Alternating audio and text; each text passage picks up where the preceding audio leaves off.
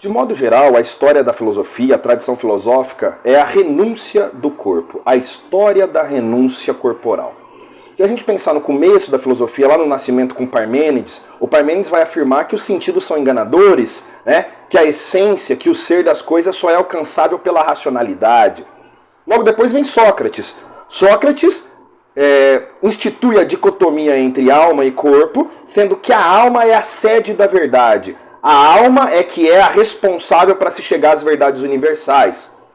Depois vem o discípulo mais importante de Sócrates, Platão, e ele é mais incisivo ao afirmar que o corpo é prisão da alma. É preciso se libertar de tudo que é sensível, de tudo que é corpóreo, para ascender ao mundo das ideias, para ascender ao mundo verdadeiro. Séculos depois vem o cristianismo, e o cristianismo acentua ainda mais essa ideia, afirmando que o corpo é pecaminoso, é a sede das tentações. A alma, portanto, em contraposição ao corpo, ela deve ser cultuada, porque é a nossa parte ligada à divindade. Só no início da modernidade é que o corpo começa a ser valorizado. E aí eu lanço uma pergunta provocativa, né? Hoje em dia, com essa superexposição corporal, com essa ode, não é, às academias, aos corpos perfeitos, será que isso seria uma resposta plausível? Será que isso seria uma resposta à altura para essa negação do corpo da tradição? Eu diria que não.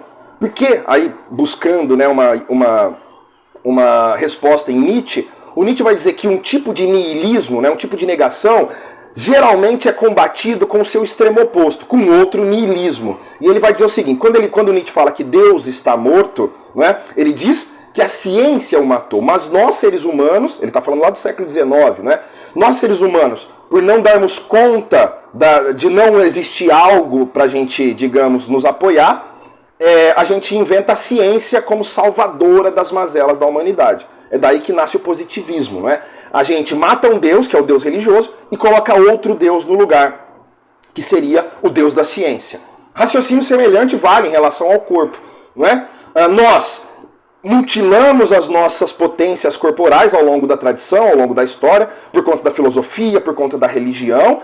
Só que a resposta que a gente dá no século XX e XXI, sobretudo, é uma superexposição do corpo, uma superficialidade do corpo. É o corpo usado de maneira supérflua, não é?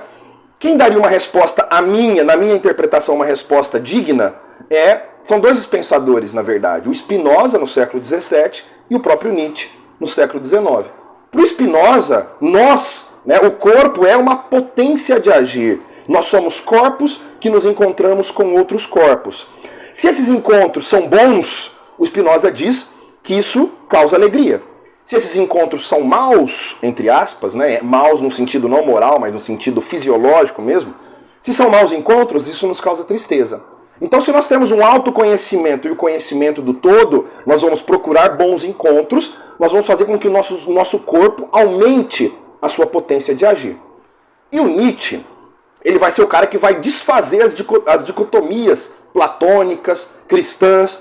Ele vai dizer que não existe uma dicotomia entre mente e corpo. Não existe uma dicotomia entre razão e sensibilidade. Na verdade, o Nietzsche chama o corpo de grande razão. A racionalidade da tradição, do Descartes, do iluminismo, do Platão, nada mais é do que, para nós, um instinto de sobrevivência, como a garra é para o leão ou a asa é para o pássaro. Portanto, o Nietzsche coloca o corpo, o estatuto do corpo, como um fundamento da própria humanidade, não é? O corpo é aquilo, é um instrumento para nós aumentarmos a nossa potência, diria o Nietzsche. E o Nietzsche vai dizer que o corpo é vontade de poder, é vontade de potência. Então, fica aí essa pequena reflexão, não é? A tradição, ela renunciou ao corpo, veio uma resposta de superexposição dos corpos, que na minha concepção não é uma resposta plausível, só que nós temos na história da tradição, não é? Aquela, digamos, relegada, o Spinoza, que coloca o corpo como potência de agir, e o Nietzsche, que coloca o corpo como grande razão.